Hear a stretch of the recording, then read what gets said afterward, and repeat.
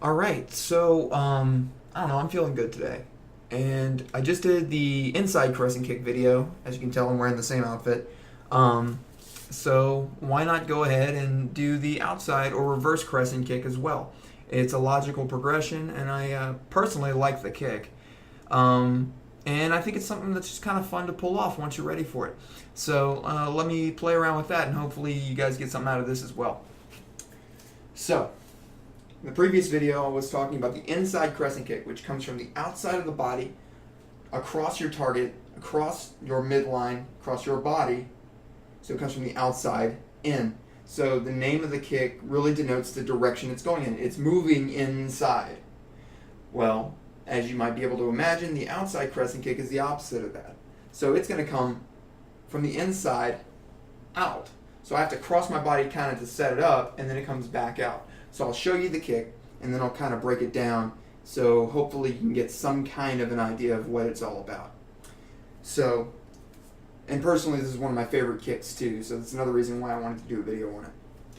But this foot, the kicking leg, in this case is going to be the back leg. You can do it with the front leg, and that's fine. I'm just going to show you with the back leg and maybe demonstrate at the end a couple different ways to do it. But my kicking leg is going to come across my body, almost like I'm going to do a front kick, kind of at an angle off to one side, the opposite side of the leg I'm kicking with. Come across my body here.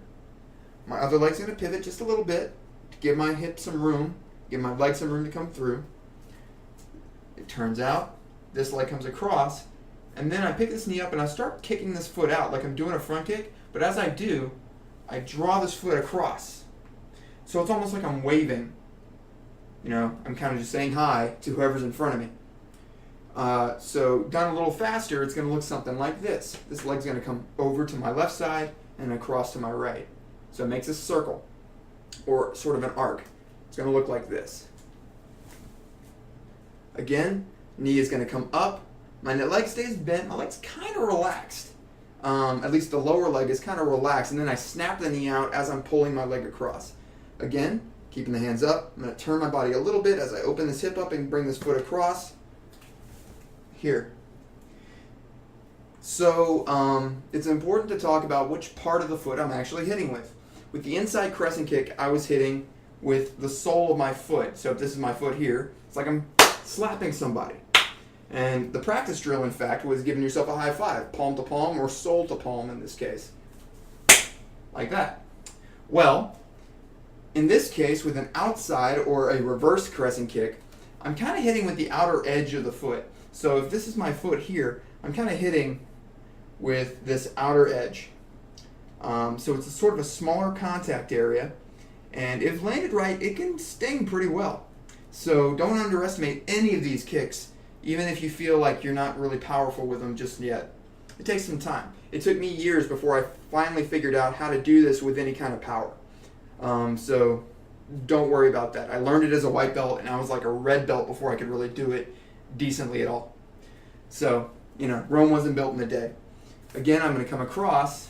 This knee comes up. I like to keep this knee kind of bent. Some people, you're going to notice, throw it with a straighter leg. I find that to be a little bit stiff, but hey, if it works for you, more power to you. Knee comes up. I'm going to snap this leg out as I bring it across. Here, see if I can do this slowly enough so you can see edge of my foot coming across the face. Again, with the other side, I pick my knee up, coming across my body. So it's an outside crescent kick because it comes across from the inside out. So the inside here, it goes back out to my left, like so. Full speed, or closer to full speed, looks like this. Again, here. Try not to drop my arms too low when I do this. A lot of people, when they do a fancy kick, they're going to drop their hands, or they throw them out really wide as a counterbalance, you know, which is a mechanical thing that we do by default. We do it naturally. When you're protecting yourself in a martial art, though, you kind of have to keep that under control. Keep those hands in enough to where you might be able to block or defend a little bit if somebody counters you, if you miss with that kick, or if something's thrown at you at the same time.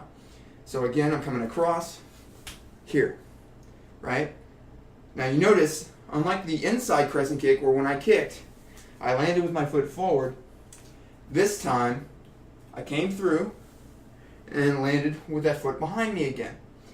That's what I normally default to. I can come forward and advance with the kick, but normally when I teach it, if somebody is just starting out, I prefer for them to bring this foot back when they're done at the end of the kick, coming back into sort of a defensive position. So if that kick didn't hit, if you missed, you're able to come back into a position where you're probably a little safer than if you advanced towards somebody without hitting them. That's a longer discussion I won't get into, but there you have it. This foot can open up a little bit, the base leg opens up a little, but it's pretty natural movement. I wouldn't emphasize that you think about it too much. Just do what feels comfortable. Bring this knee up and across, and in fact, without even sticking the leg all the way out, you can practice just here. Bring the knee across without even straightening the leg out. So before you move to this part, just keep the knee here, open it up. Assuming you don't have any injuries that this is going to aggravate and you're not pushing it too hard or too fast, you can probably develop a little bit of hip mobility just doing this and a little bit of strength, right?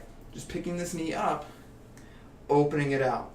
So that can be an exercise all by itself, and it can help you to progress so you can execute this kick a little bit more effectively without hurting yourself. So hopefully you found that somewhat interesting. Maybe you didn't, but now that's inside crescent kick we did in the previous video. This is an outside or reverse crescent kick.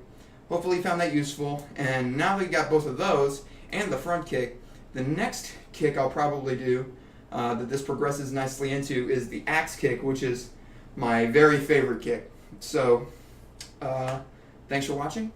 Give me any comments you like, any suggestions, feedback, good or bad. I'll try not to take it personally. Thanks for watching.